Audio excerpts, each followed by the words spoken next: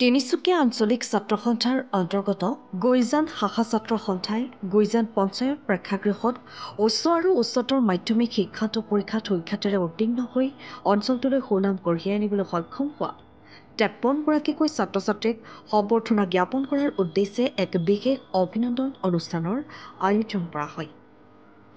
তিনিচুকীয়া আঞ্চলিক ছাত্ৰ সন্থাৰ প্ৰাক্তন সভাপতি উদীপ বৰপাত্ৰৰ সভাপতিত্বত আয়োজন হোৱা অভিনন্দন অনুষ্ঠানত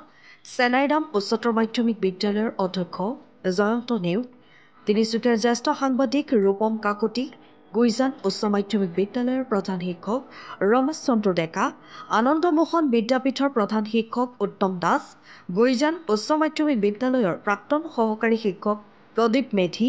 গুইজান প্ৰাথমিক বিদ্যালয়ৰ প্ৰধান শিক্ষক ৰুবুল কলিতা, পৰিৱেশ কৰ্মী জৈনাল আবেদিন, সদৌ অসম ছাত্ৰ সন্থাৰ কাৰ্যনিৰ্বাহক সদস্য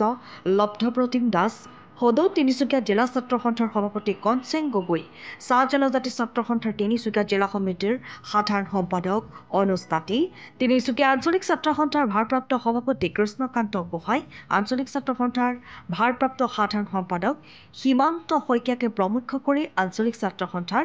বিভিন্ন বিষয়ববীয়াসকল উপস্থিত থাকে।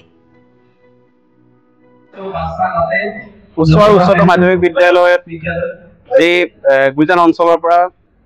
প্ৰথম স্থান অধিকাৰ কৰিছিলে সেই সকলো ছাত্ৰ ছাত্ৰীক লৈ আজি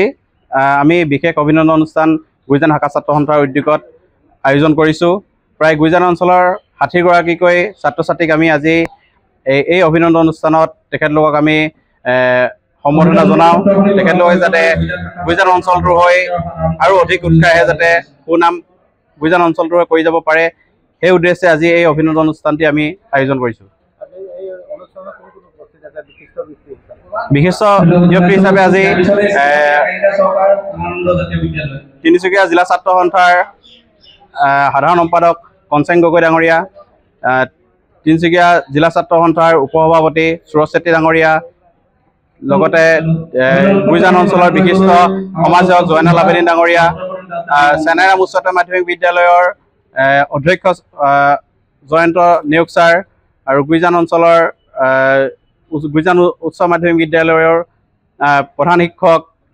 ৰমেশ ডেকা ছাৰ, লগতে গুইজান অঞ্চলৰ বিভিন্ন সমাজৰ লগত জড়িত গণ্যমান্য ব্যক্তিসকল আজি উপস্থিত